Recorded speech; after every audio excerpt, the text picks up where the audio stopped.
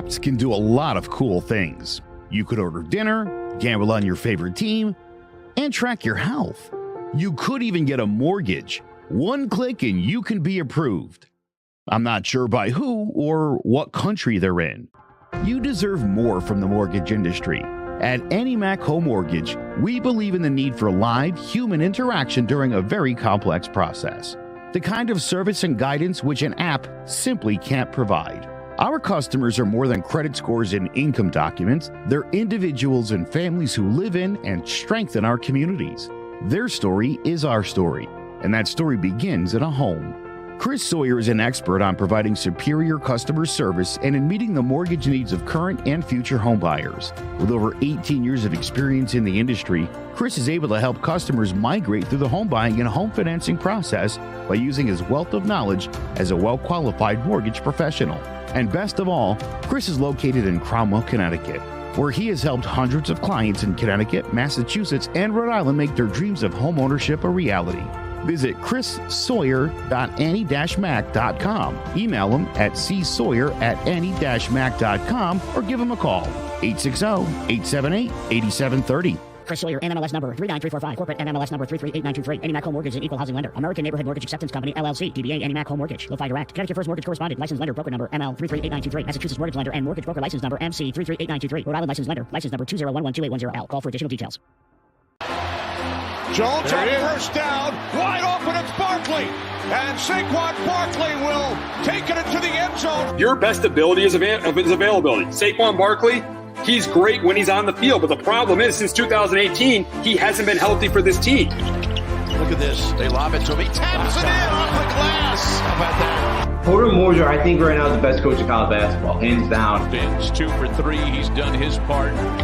Pitch is drilled to deep right field toward the pole, and it is gone. They don't mind not being what they were in the 90s as the best organization in baseball, because the Yankees are not. They're even close to the best organization in baseball. They're trying to be the Rays, and the Rays do this for a reason. Like, you're the Yankees.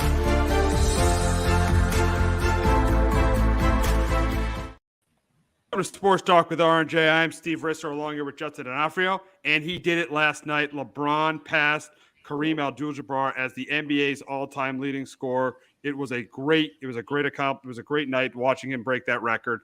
Just outstanding to see LeBron do it. Seeing another Laker do it, another Laker passing Kareem's record. He did it in the third quarter last night against the Thunder. I know the Lakers lost, but that was not the story. LeBron is now the all-time leading scorer. Just a phenomenal accomplishment for one of the best players. And I think the best player of our generation. Just a phenomenal achievement for LeBron James. Yeah, getting to pass that record of over 38,000 points.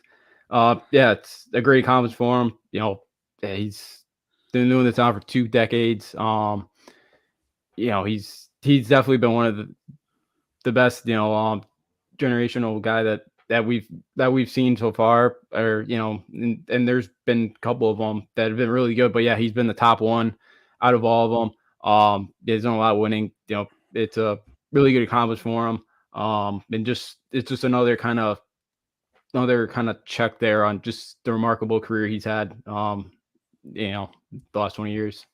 Oh, without a doubt. I mean, his career has been absolutely phenomenal. And the big question is now is does this make him the greatest player of all time, being the all-time scoring leader? I don't want to ran his parade today. I don't.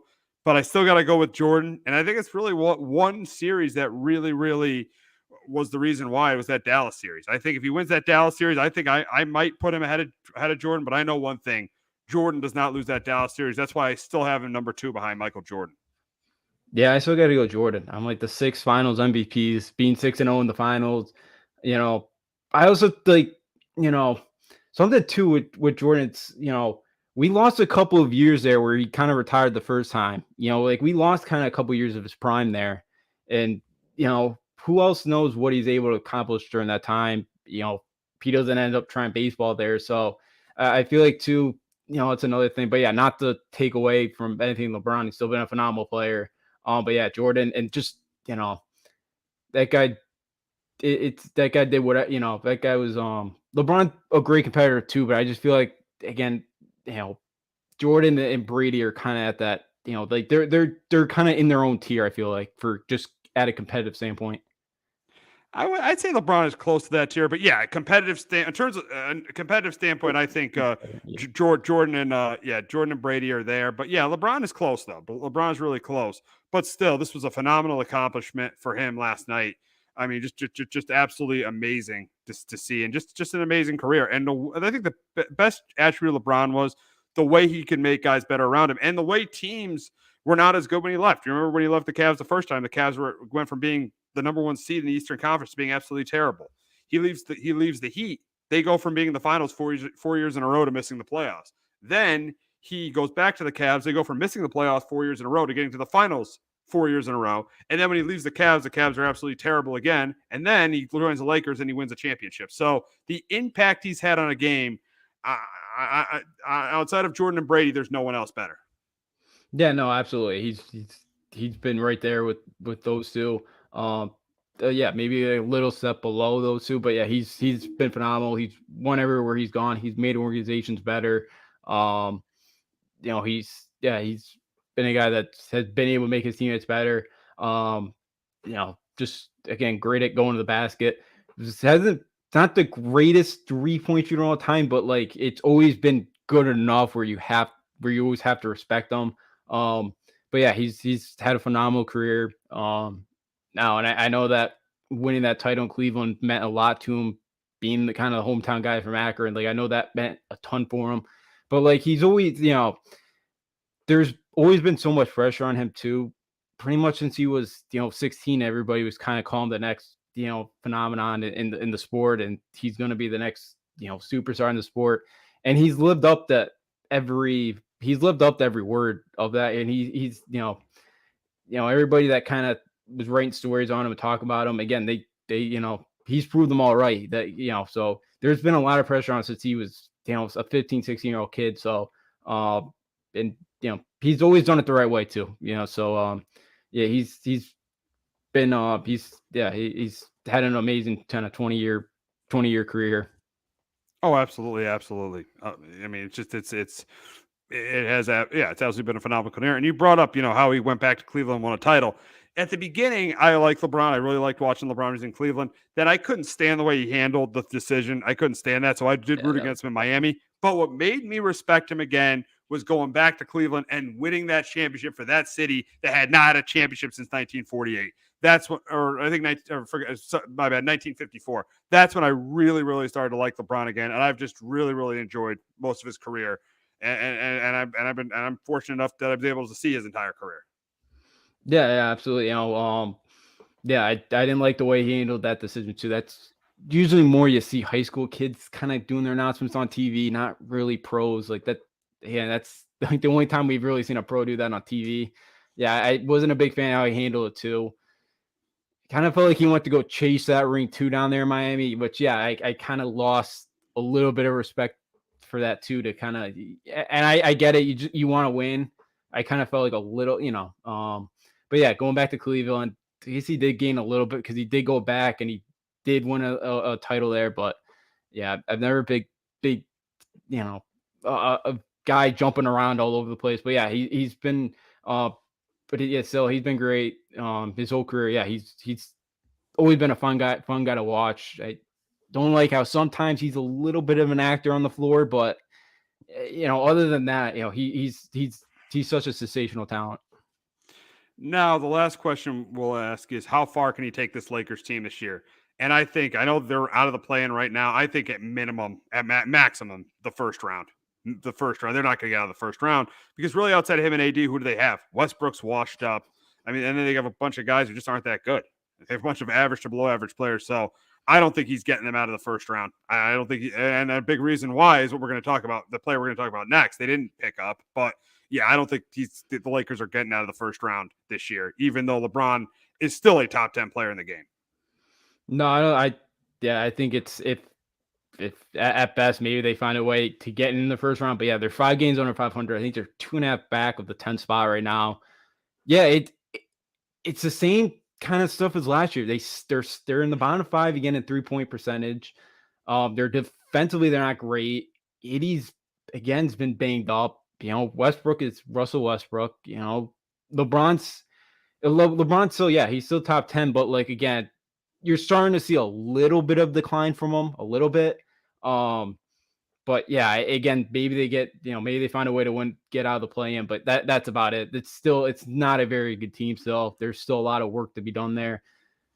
They've missed Malik Monk because I think he should be in the running for sixth man of the year because he's been awesome for Sacramento. He's really impacted them off the bench. So that's a guy they miss and guy that they could use for some three-point shooting. Oh, absolutely. Absolutely. Yeah. This just isn't a modern day team. They can't shoot 3-pointers. LeBron, his 3-point shooting numbers are down. AD can't shoot threes, and Westbrook can't shoot threes either. Just not a modern day team. It's not a modern day team. And that's why this is a team I can't see. I think they have no chance to get out of the first round. No, me neither. Unless they get the Kings and they somehow get handed a series again. But yeah, that's about it. But I don't think my Kings are going to be a 2 seed though. No, that's not happening. No. They're not. Yeah, they're not going to play the Kings. They're not getting handed a series. So, the great accomplishment for LeBron, but don't expect to see LeBron deep in these playoffs this year. But we got to move on to the big news in the league. And Kyrie Irving on Sunday was traded to the Dallas Mavericks. He wanted out on Friday of Brooklyn, and he got his wish. He got traded to the Mavericks. He's playing with Luka Doncic. And the big question is are the Mavs a title contender with Kyrie? And I got to say yes, because Luka last year got the Mavs all the way to the conference finals without really, Jalen Brunson. I know he's had a good year with the Knicks, but he was their second best player. I know they're a team that are definitely worse defensively than they were last year, but I do think they are a title contender with Kyrie Irving on this team. I think offensively, Kyrie and Luka have a really, really good chance of working out. Yeah, it may not work out, but if Kyrie can accept that Luka's the guy and he's number 2, we know how good Kyrie could be as a number 2. We know he won a championship with LeBron as a number 2. If he can accept that, I think they will definitely be a title contender. And right now, I think the Mavs are a title contender with Kyrie Irving. Yeah, I get in part of why I think they are. I don't know how strong the West is. I know the Clippers and Suns are starting to, they're getting healthy now. They're starting to play better. Unfortunately, I don't believe in my Kings. Like they're not a contender. They can't play any defense. The Grizzlies have been good, the Nuggets, but it seems like they always kind of fall apart, in a playoff series. So, I know they had Murray last year, but I think possibly, I just don't know how this relationship's going to work between Luka and Kyrie. Cause that's the thing. Both guys are ball dominant. And again, Kyrie's, and again, I've said this many times because we always got to talk about Kyrie's always got to be, always got to be in the news. Yeah. But what has he really done since that game winner in the championship? I know, you know what he's done? He's destroyed teams. He destroyed that Cavaliers team because he wanted out of Cleveland. He completely held Jaylen Brown and Jason Tatum back in Boston. And the Celtics, as an organization, were smart enough to realize, this guy's holding those two guys back. Let's not re-sign him. And then he went to Brooklyn, and then all the drama has ensued. You could write a book for how many things have happened since he's gone there. I mean, he had that hiatus in 2001. He refused to get vaccinated last year. They had to trade for James Harden because they didn't trust the fact that Kyrie was reliable. Then they traded James Harden because James Harden couldn't stand being on the team with Kyrie Irving. And then this offseason you had Durant wanting out of Brooklyn. And not to mention he got Kenny Atkinson fired in 2020. Durant was wanted out this summer. And then he had those anti-Semitic things he was doing. He had that off the court drama. And then they start 2-6. They fire a coach. Kyrie says, "Oh, we don't need a coach." The team is, losing in the first round. It starts 2-6, and then he doesn't want Steve Nash to be the coach, so he gets fired. It's a laundry list of things with distractions with Kyrie Irving. He's got to learn here. If the Mavs go lose in the first round, it's going to be hard for a team to pay Kyrie what he wants. And I mean, he'll get paid obviously because of his talent, but if the Mavs lose in the first round, it's going to be very, very hard for a team to pay Kyrie Irving what he wants, seeing what he's done the last 5 years. Yeah, I know you went through them all. It's just, he's been an absolute trainer. Again, I don't know. You heard yesterday I think it was yesterday in his kind of introductory press conference. He felt disrespected by the fans, but it's all the reasons you mentioned is why the fans were not happy with you, Kyrie. And that's the thing why I don't think he hasn't gotten the message yet. Cuban may be the one owner that could maybe, but like Cuban might be the one owner that could kind of, but the thing is, he's always kind of acts like he's above everybody else. And that's the issue. I can't trust him. I think they still could because the West, it's not as great as it's been. And I feel like it's going to be really wide open. So I feel like if Kyrie can get on the same page with Luka, that team could totally go on a run. And Tim Hardaway is not a bad player. I know he's not great, but he's not bad as your number 3. But yeah, I think these Mavs can be a contender. But I just have zero trust in Kyrie that this relationship between him and Luka, because I just feel like they're both, things don't go well. I feel like Luka will be in his face, and I don't think that's not going to end well. So now this leads me to my next point is, where are the Mavs in the West? Where are the Mavs in the West with Kyrie Irving? I'd say there's only 2 teams that are better. And first I'm going to say the Nuggets. I think the Nuggets are clearly the best team in the Western Conference this year. Jokic has been I think he's outside of Luka, I think he's the best player in the Western Conference. I think he's a very good chance to win his 3rd MVP in a row. And he's got Porter Jr. and Jamal Murray back. So I do think the Nuggets are the best team in the Western Conference. And then the other team I think that's better than him is, I know their record isn't great, but it's the Warriors. And you got until Curry and Klay Thompson are not there, you still got to take the Warriors. You got to take the Warriors to at least get to the Western Conference Finals. And I still think, despite their record, I think they're the second best team in the West. I do think the Mavs with Kyrie are better than the Grizzlies, because the Grizzlies, I know they have a lot of good guys, but they really don't have that bona fide number 2. I mean, Desmond Bain, Jaren Jackson, Dylan Brooks, they're all good. They're not great. And then you look at the Clippers. Do you trust if the Clippers are going to stay healthy? That's the thing. So I'm saying third, but I also could see them being like 6th or 7th if this thing doesn't work out. It could either be great. They could either go to the NBA Finals, or they could lose in the first round. It could be what it could be one. It could either be really good or it could be really bad. Seeing how Kyrie takes this, but the number one thing Kyrie's got to accept is this is not your team. This is Luka Doncic's team. Just like in 2016 when he won that championship, it was LeBron's team, not his team. He's got to accept this is Luka Doncic's team. Kyrie is one of the best number 2s we've seen. He's a disaster as a number 1. He cannot come in to be the leader of this team. He just has to show up and play basketball. And if he does that, he'll be fine. But that is a major, major ask for Kyrie Irving, seeing what's happened in the last 5 years. Yeah, it is. And that's why, I'm with you. I think they're the 3rd best team in that West. With those 2 healthy, I can't really trust. I know the Clippers are starting to kind of get their act together and all that, but I can't. Nuggets are good. Warriors are right there at number 2. I'm with you. If this thing goes over well, I could very easily see them win the finals. But if not, I could see them losing the play-in round. Like it's going to be up there to Kyrie if they can kind of figure out how to work together.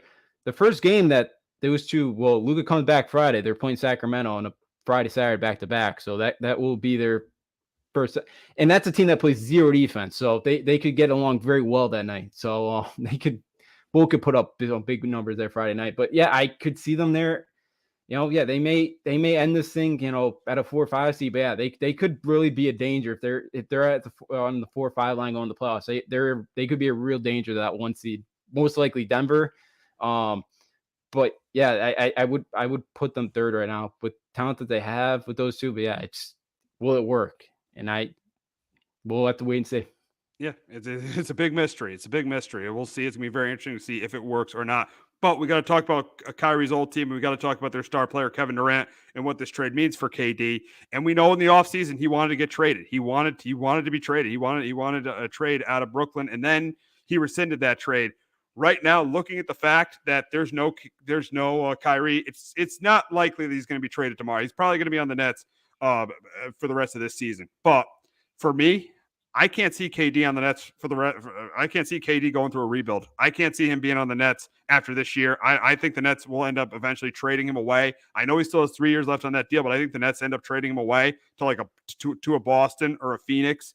And I think the Nets start to retool. They're gonna start their rebuild. I think after this year, they're gonna end this era with KD and Kyrie. This KD and Kyrie era, this failed super team. I think it all comes to an end this year. Yeah, I don't see him being traded by tomorrow. I don't think there's any way. I see this team. They're hoping that they can somehow go on a run with KD and somehow maybe try to talk him back into this thing. But yeah, I think at the end of the season, he's probably going to be gone. But like, it's going to be tough because are they going to want what they wanted this summer for KD? It may be a little less, but that package is impossible. It's what they wanted, like 3 or 4 first round picks. Yeah. They wanted they wanted I know with Celtics, they wanted like a Jaylen Brown type guy like that. That's a lot to ask for. I know KD's again an amazing player, but that's a lot to give up and I think it'll be tough, but for the asking price, but it'll be it'll for the Nets, yeah, they'll have to kind of retool again. Cam Thomas, somebody I really like coming out of college. Like, I'm very surprised he went that late in the first round. That guy's a prolific scorer. Like, I don't know if he's gonna put up 40. He's not gonna put up 40 every night, but I could average 20 a night. It would not surprise me. 2025. You got Spencer Dinwiddie. Like, I don't think that team can make a finals, but I wouldn't be shocked if that team makes.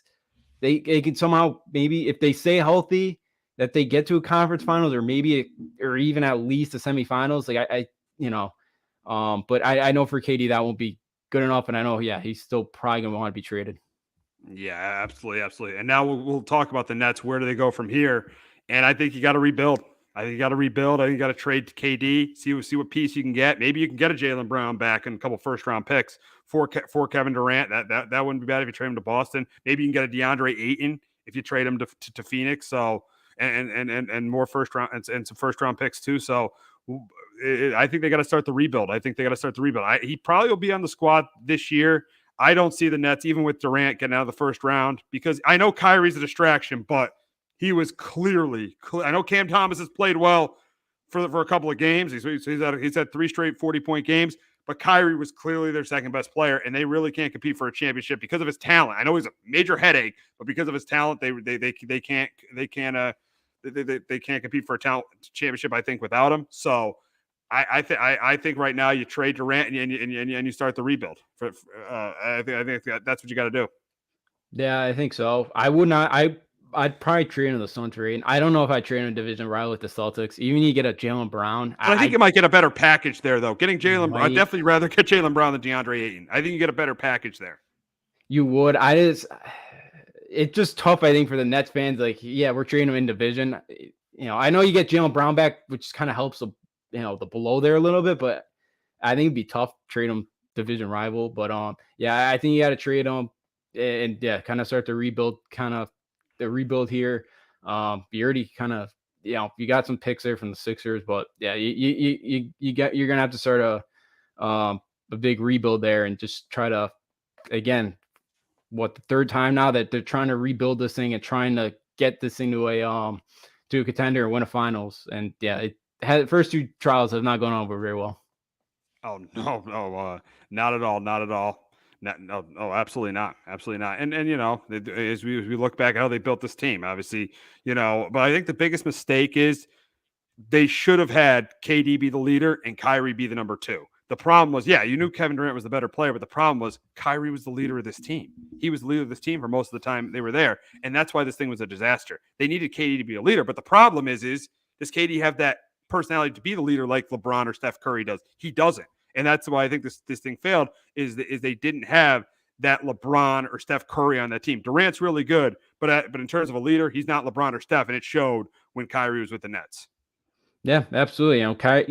KD's never been a guy that's been very vocal at his own guys. That's just not, his personality. And I think, and I think we've talked about that, and has held him back in his career, unfortunately, and I get it. You don't want to be that guy that kind of gets into your teammates' faces when things aren't going well and not, but I think it's held him back that he hasn't been the guy that's been vocal and been a big leader. And I think, if he was, yeah, maybe things go differently in Brooklyn. Who knows? But because I think, Kyrie would have listened to a guy like KD. But yeah, it didn't go over well for him. And yeah, the very disappointing ending for Brooklyn yet again.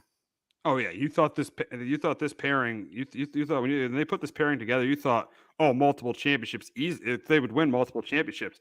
They only won one playoff. This pairing only won one playoff series. That's crazy.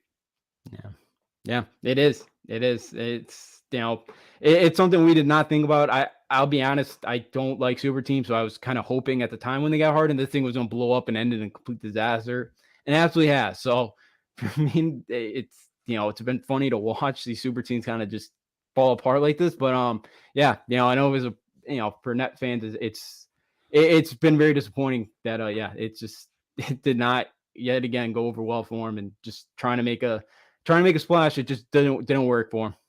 Yeah, absolutely. So we're going to wrap up the show talking about UConn, and they had their big win against Marquette last night, 82 to 87 to 72. And I'll tell you, it was a huge night for Tristan Newton. Multiple triple doubles this year. I think it's the first player since Shabazz to have multiple triple doubles for UConn.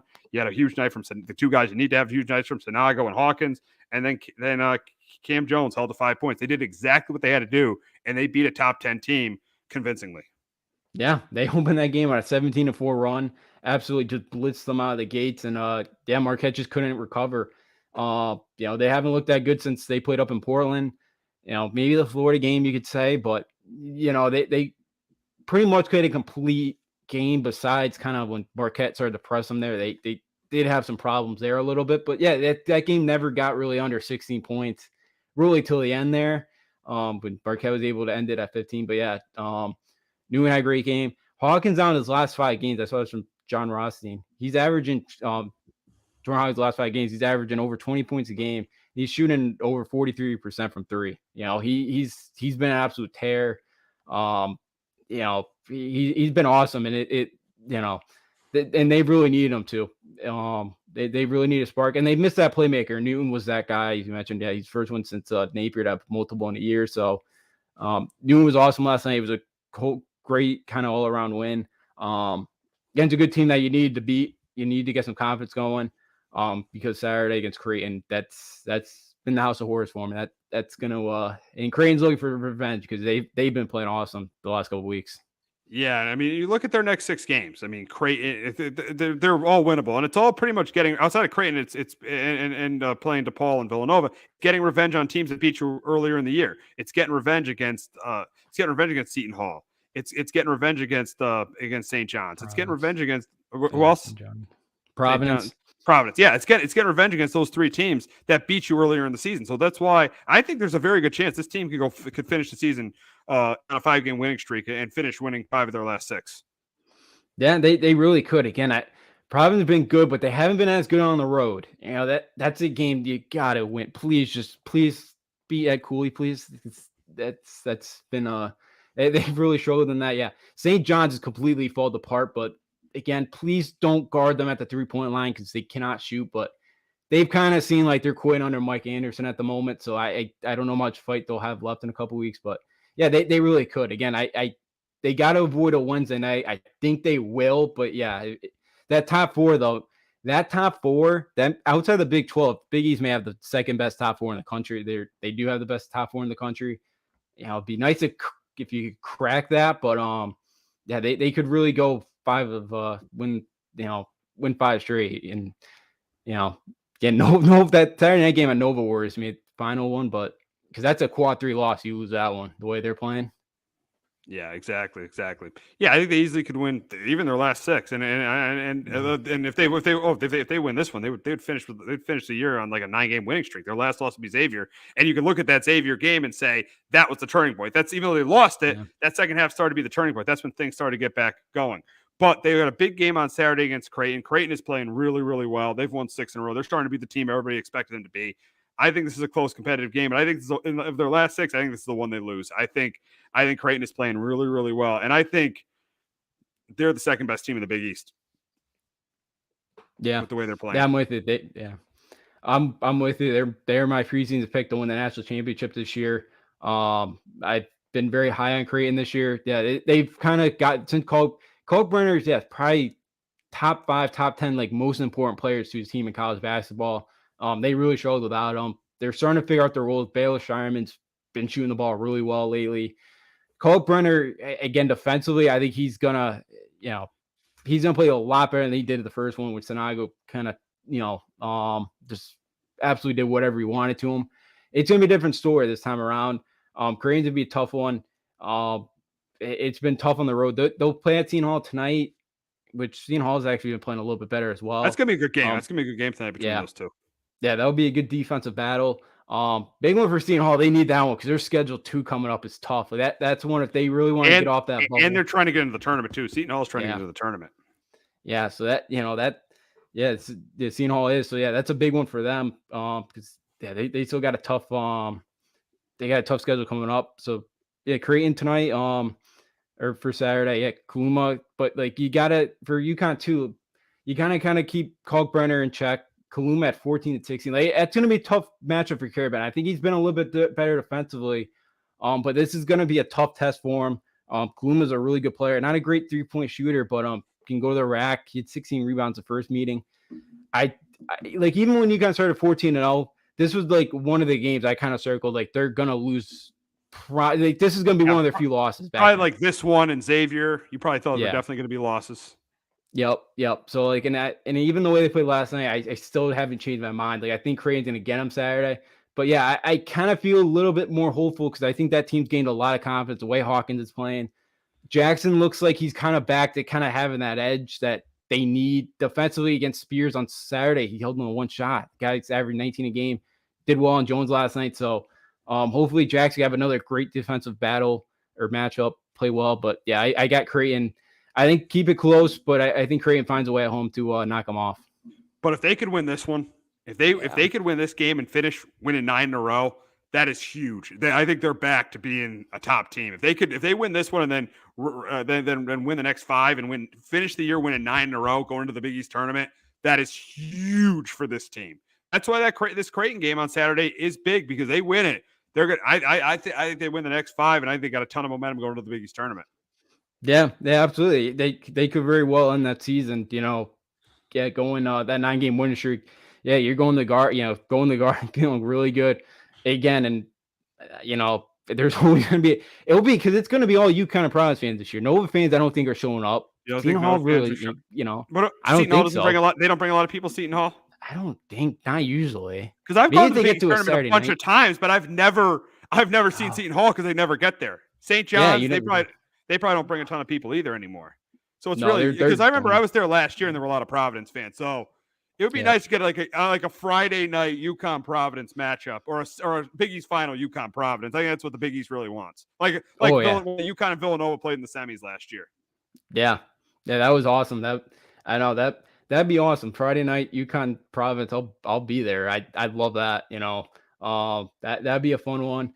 I know all the metrics say it's going to be UConn Providence finish at 4-5, and they'd be playing Thursday afternoon, which that'd be a kind of tough one. That wouldn't be good. That'd be like what I don't want to play Cooley on Thursday.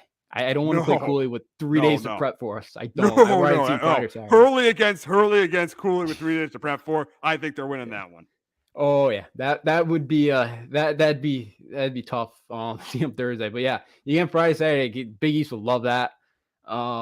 Because Nova could make some noise. I'm not counting them out, but I don't think they'll bring a ton of fans just because the way the year's gone. But yeah, UConn Providence, Big East would certainly love that because those two fan bases last couple of years have really there's been a lot of hate.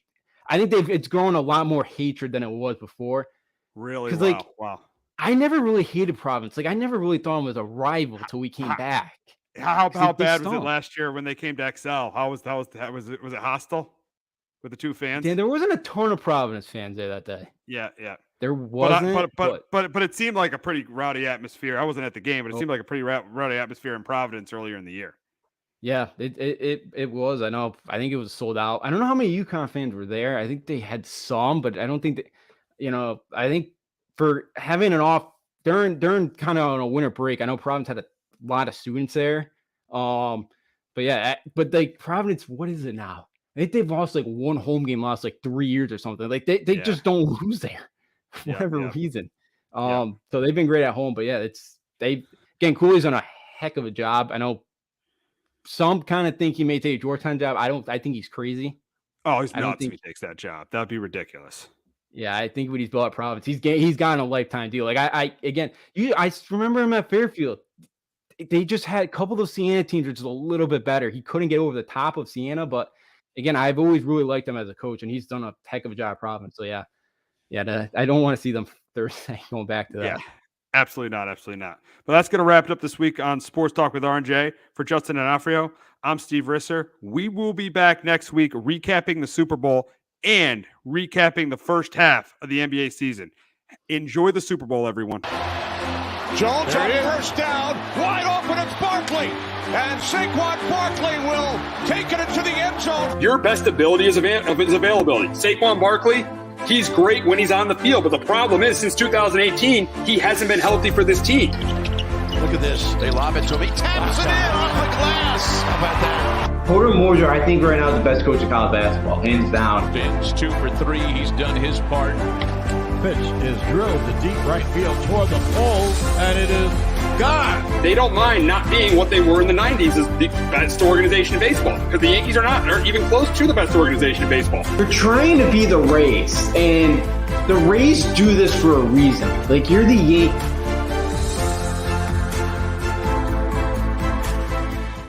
Hello, my name is Joe Aguirre. I'm the president of Clovercrest Media Group, and here at CMG we have a wide variety of podcasts, including sports shows like Keys to the City, The Roll Call, Throwing Jabs, All Four Downs, and Jawing About the G-Men, and great true crime shows like Sticky Meat, Crimes and Consequences, Ivy League Murders, and Bird, the unsolved murder of David Eichmann. You can find all these podcasts and so much more by visiting clovercrestmedia.com.